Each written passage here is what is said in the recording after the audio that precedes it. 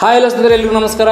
ನಾನು ಇವತ್ತು ಗೃಹಲಕ್ಷ್ಮಿಗೆ ಸಂಬಂಧಪಟ್ಟಂತೆ ಜನಗಳಲ್ಲಿ ಏನೊಂದು 2-3 ಅಂಶಗಳು ಅವೆಲ್ಲ ರಾಂಗ್ ಇನ್ಫಾರ್ಮೇಶನ್ ಇದೆ. ಯಾಕಂದ್ರೆ ಆ ಒಂದು ಸೂಚನೆಗಳ ಬಗ್ಗೆ ಕ್ಲಾರಿಫಿಕೇಶನ್ ಕೊಡಲು ನಾನು ಇವತ್ತು ಈ ಒಂದು ವಿಡಿಯೋ ಮುಖಾಂತರ ಹೇಳ್ತಾ ಇದ್ದೀನಿ. ಸೊ ಏನಪ್ಪಾ ಅಂತಂದ್ರೆ, ದಯವಿಟ್ಟು ಈ ಒಂದು 3 ವಿಷಯಗಳು ತಾವು ಗೃಹಲಕ್ಷ್ಮಿಯ ಬಗ್ಗೆ ತಮಗೆ ಅರಿವು ಇರಲಿ. ಸೊ ಇವು 3 ವಿಷಯಗಳಲ್ಲೂ ಸುಳ್ಳು ಸುದ್ದಿಯನ್ನು ಎಬ್ಬಿಸ್ತಾ ಇದ್ದಾರೆ. ಹಾಗಾಗಿ ಇವು 3 ವಿಷಯಗಳನ್ನು ಕೂಡ ಯಾರು ನಂಬಬೇಡಿ. ಫಸ್ಟ್ ಪಾಯಿಂಟ್ ಏನಪ್ಪಾ ಅಂತಂದ್ರೆ, ಇನ್ನು ಮುಂದೆ ಗೃಹಲಕ್ಷ್ಮಿ ಅವರಿಗೆ ತಿಂಗಳಿಗೆ 5,000 ರೂಪಾಯಿ ಬರ್ತದೆ ಅಂಥೇಳಿ ಎಬ್ಬಿಸ್ತಾ ಇದ್ದಾರೆ. ಸೊ ಆ ಒಂದು ಸುಳ್ಳು ನಂಬಿಕೆ ತಾವೆಲ್ಲರೂ ಕೂಡ ನಂಬ್ಲಕ್ಕೆ ಹೋಗಲೇಬೇಡಿ. ಸೊ 5,000 ರೂಪಾಯಿ ಬರೋದಿಲ್ಲ. ಎರಡನೇ ಪಾಯಿಂಟು, ಆಯಿತು CM ಚೇಂಜ್ ಆದರೂ ಇನ್ನು ಮುಂದೆ ಗೃಹಲಕ್ಷ್ಮಿ ಬರಲ್ಲ ಅಂತ ಅಂತಾರೆ. ಸೊ ಅದು ಕೂಡ ಮುಖ್ಯವಾಗಿ ಸುಳ್ಳು, ಅದು ಕೂಡ ನಂಬಕ್ಕೆ ಹೋಗಬೇಡಿ. ಸೊ ಇನ್ನೊಂದು, ಈಗ ಎಷ್ಟು ಜನಕ್ಕೆ ಬರ್ತಾ ಇತ್ತು ಮುಂದೆ ಕೂಡ ಅಷ್ಟೇ ಜನಕ್ಕೆ ಬರುತ್ತೆ ಅಂತ ಹೇಳ್ತಾ ಇದ್ದಾರೆ. ಸೊ ಅದು ಕೂಡ ಸುಳ್ಳು, ಅದನ್ನು ಕೂಡ ನಂಬಕ್ಕೆ ಹೋಗಬೇಡಿ. ಇವು 3 ಬಗ್ಗೆ ಕ್ಲಾರಿಫಿಕೇಶನ್ ಹೇಳ್ತೀನಿ. 5,000 ರೂಪಾಯಿ ಬರ್ತಂತೆ ಸುಳ್ಳು ಹೇಳಿದ್ರಲ್ಲ, ಅದು ಮುಖ್ಯವಾಗಿ ಸುಳ್ಳು. 5,000 ಬದಲು ಏನು 2,000 ಬರ್ತಾ ಇತ್ತು, ಅದು ಕಂಪಲ್ಸರಿಯಾಗಿ 2,000 ರೂಪಾಯಿನೇ ಬರುತ್ತೆ. 2,000 ಬದಲು 5,000 ಬರೋದಿಲ್ಲ. First point clear. ಎರಡನೇ ಪಾಯಿಂಟ್ ಏನಪ್ಪಾ ಅಂತಂದ್ರೆ, ಏನ್ ಮುಖ್ಯಮಂತ್ರಿ ಚೇಂಜ್ ಆದ್ರು ಇವಾಗ ಗೃಹಲಕ್ಷ್ಮಿ ಏನ್ ನಿಂತು ಹೋಗುತ್ತೆ ಅಂತ ಹೇಳಿ ಸ್ವಲ್ಪ ಜನ ಏನೇನೋ ಸುಳ್ಳು ಸುದ್ದಿ ಎಬ್ಬಿಸ್ತಾ ಇದ್ದಾರೆ. ಸೊ ಹಾಗಾಗಿ ಗೃಹಲಕ್ಷ್ಮಿ ಯಾವುದೇ ಕಾರಣಕ್ಕೂ ನಿಲ್ಲಲ್ಲ.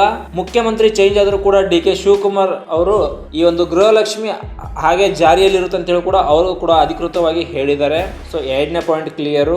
ಸೊ ಮೂರನೇ ಪಾಯಿಂಟ್ ಏನಪ್ಪಾ ಅಂತಂದ್ರೆ, ಇಲ್ಲಿಂದ ತನಕ ಎಷ್ಟು ಜನಕ್ಕೆ ಬರ್ತಾ ಇತ್ತು ಅದೇ ತರ ಬರ್ತಾ ಇತ್ತು ಅಂತ ಹೇಳ್ತಾ ಇದ್ದಾರೆ. ಸೊ ಅಷ್ಟು ಜನಕ್ಕೆ ಬರಲ್ಲ.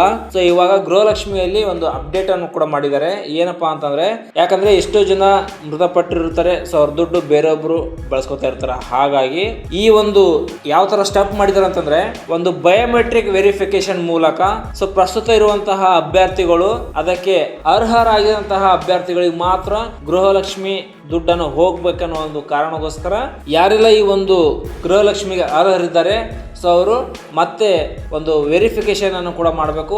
ಆವಾಗ ಮುಂದೆ ಬರುವಂತಹ ಕಂತಿನ ಹಣ ಅವರಿಗೆ ಜಮೆ ಆಗುತ್ತದೆ.